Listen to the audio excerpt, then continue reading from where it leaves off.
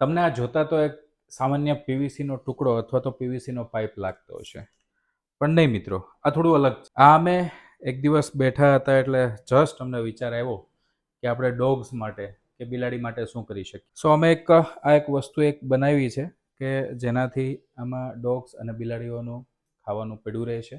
અહીંયા ઉપરથી મિત્રો તમે જોઈ શકો છો એક નેરો હોલ છે, અહીંયાથી ખાવાનું નાખી શકશો, અહીંયા આવીને રોકાઈ જશે. જ્યારે ડોગ્સને જેટલું ખાવું હશે ત્યારે એટલું ખાઈ લે છે.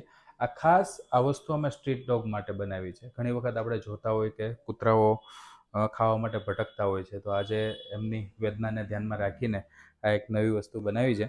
તો આ વસ્તુ તમને કેવી લાગી જરૂરથી કોમેન્ટ કરજો, અને તમારા 5 એવા ડોગ લવર મિત્રો કે એનિમલ લવરને મોકલી દો કે જેથી એ પણ એમના વિસ્તારમાં આવી વસ્તુ ચાલુ કરે, જેથી કરીને કોઈ કૂતરાઓ ભૂખ્યા ના રહે. તો ચાલો અમે તમને બતાવીએ આ કઈ રીતે કામ કરે. તમે જોઈ શકો છો આ ડોગ ફૂડ છે, ચાલો આપણે નાખીને બતાવીએ.